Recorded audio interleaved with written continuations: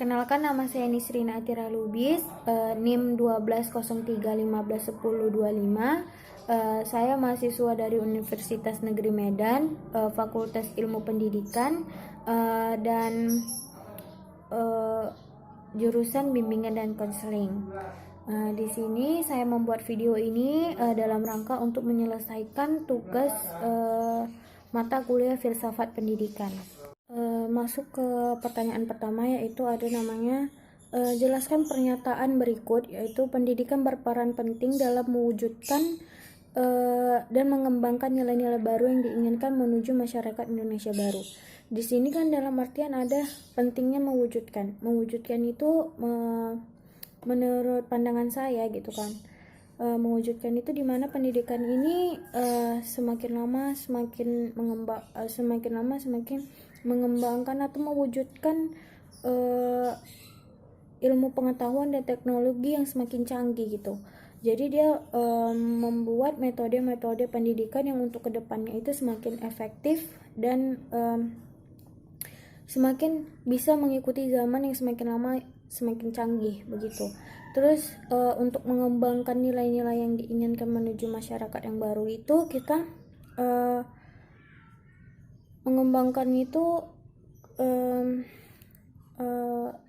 maksudnya itu kita mengembangkan kemampuan dan membentuk watak serta peradaban bangsa yang bermartabat dalam rangka mencerdaskan kehidupan bangsa begitu. Tujuan pendidikan nasional itu kan dia untuk mengembangkan potensi peserta didik begitu kan, dan agar menjadi manusia yang beriman dan bertakwa kepada Tuhan Yang Maha Esa. Itu dari segi agama begitu kan. Terus berakhlak mulia, terus berilmu, bersehat kreatif, terus semakin cakap gitu kan. Terus demokratis serta bertanggung jawab begitu. Mengembangkan dalam arti ini juga dari yang kita mewujudkan metode-metode ilmu pengetahuan dan teknologi ini semakin dikembangkan terus, semakin menjadi pendidikan yang semakin canggih begitu ke depannya.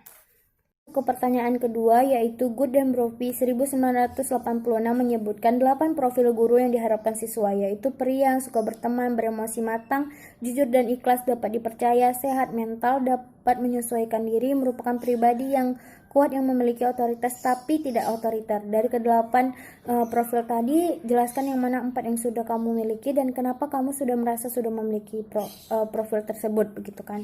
Jadi yang pertama itu ada dapat menyesuaikan diri, dimana saya dapat menyesuaikan diri itu maksudnya begini, jika saya di rumah saya akan saya dianggap sebagai anak begitu kan. Jadi tugas saya itu di rumah sebagai anak yang mengikuti kata orang tua, apa yang dikatakan orang tua begitu kan. Tapi ketika saya berada di sekolah atau saya sebagai guru, saya dapat peran saya itu sudah berganti begitu. Peran saya itu di situ sudah sebagai guru, ya, dimana guru itu mengajarkan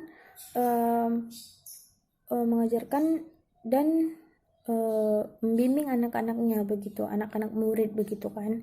Jadi saya dapat menyesuaikan diri begitu. Yang kedua itu dapat dipercaya. Kenapa dapat dipercaya? Karena saya bukan tipe orang yang dapat misalnya teman atau siapapun itu bercerita dengan saya begitu kan. Saya tidak pernah berpikir kayak untuk mengumbar-umbarnya kepada orang lain begitu kan. Jika orang untuk berbicara dengan saya begitu, cukup saya dan dia saja yang tahu begitu kan, kalau itu memang rahasia begitu kan. Terus yang ketiga adalah beremosi matang, dimana beremosi matang ini saya jika dipandang saya sebagai guru begitu kan, saya bukan orang tipe yang saat orang melakukan kesalahan terhadap saya langsung kayak marah gitu kan. Tapi saya tanya sebelum itu kayak, kenapa bisa melakukan ini kepada saya begitu kan, apa penyebabnya, atau apa. Jadi dari situ kita bisa menyelesaikan masalah-masalah itu dengan dingin gitu, tidak harus marah-marah, tidak harus berargumen dengan emosi begitu kan. Jadi menurut saya seperti itu profil yang sudah saya memiliki itu kan.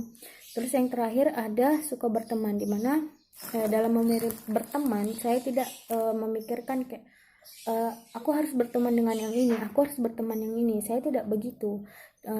Saya sangat suka untuk saya sangat mudah untuk bersosialisasi dengan orang-orang baru, sangat suka dengan berteman dengan orang-orang baru, mengenal dengan orang-orang baru, karena saya menemukan sosok yang berbeda-beda begitu kan. Jadi jika dipandang saya sebagai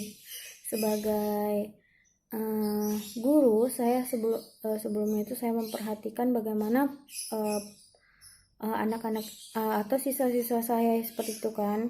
Jadi saya melakukan beberapa cara untuk bisa akrab dengan mereka atau menarik perhatian mereka biar bisa suka terhadap saya begitu kan. Mungkin begitu.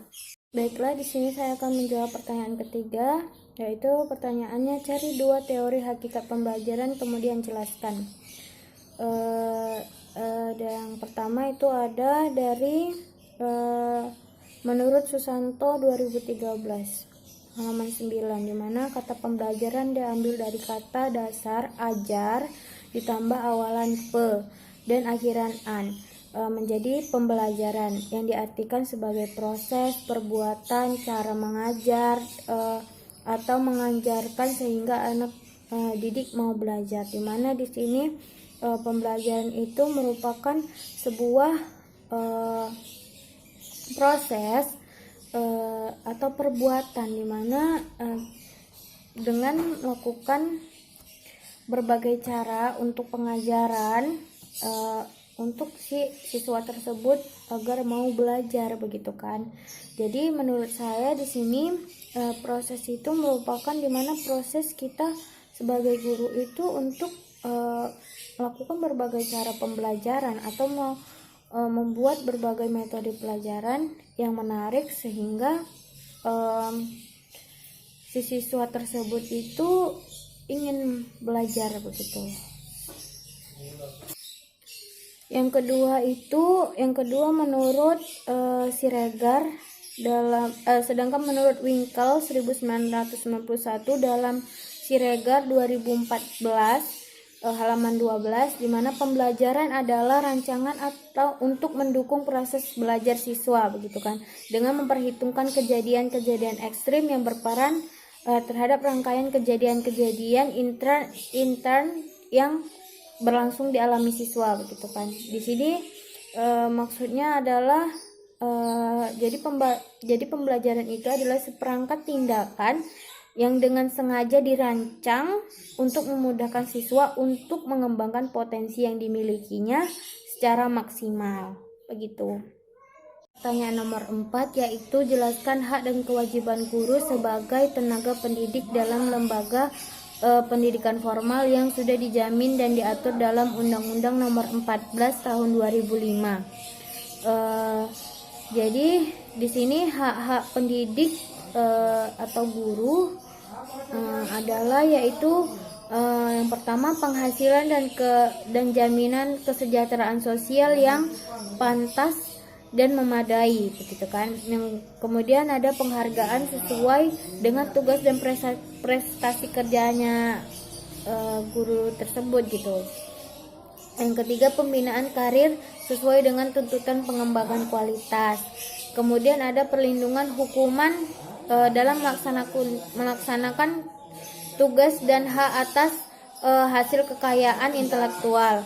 Kemudian ada kesempatan untuk menggunakan sarana, prasarana, dan fasilitas kependidikan yang menunjang kelancaran pelaksanaan tugasnya. Jadi di sini guru berhak untuk menggunakan fasilitas yang ada di sekolah tersebut untuk menunjang kelancaran pelaksanaan tugasnya. Dimana kita contohin aja ya, misalnya guru IPA begitu kan. Jadi kan dalam menjelaskan mengenai mengenai kerangka manusia itu kan guru harusnya memperagakan gitu kan, mempraktekkan ini tulang, ini. Jadi dalam setiap sekolah itu pasti mempunyai kerangka manusia gitu kan, seperti patung begitu. Jadi itu kan merupakan prasarana atau fasilitas yang disediakan oleh sekolah, begitu. Terus masuk ke kewajiban guru atau guru sebagai pendidik, yaitu menciptakan suasana pendidikan yang bermakna, menyenangkan, kreatif dan dinamis dan dialogis. Dimana di sini guru harus menciptakan suasana belajar yang bermakna begitu kan, yang bisa si siswa ini bisa waktu itu aku pernah belajar ini, maknanya ini, begitu kan. Terus yang menyenangkan, dengan guru menciptakan suasana yang menyenangkan ini berisik, mana si guru berkewajiban untuk menciptakan suasana yang menyenangkan agar si anak tersebut juga semakin menarik begitu kan untuk mengikuti pelajaran yang diberikan. Terus guru juga harus menciptakan kreatif, siswa yang kreatif begitu kan. Terus yang dialogis, dimana dialogis ini maksudnya antara siswa dan guru itu aktif gitu dalam berpendapat, atau atau siswa ke guru itu bertanya kepada gurunya juga bertanya, seperti itu ya. Terus yang kedua ada mempunyai komitmen secara profesional untuk meningkatkan mutu pendidikan. Yang terakhir ada memberikan teladan dan menjaga nama baik sekolah atau nama baik profesi dia dan kedudukannya sesuai dengan kepercayaan yang diberikan kepadanya. Sekian dari video saya ini, mohon maaf kalau ada kata atau jawaban yang kurang tepat. Wassalamualaikum warahmatullahi wabarakatuh.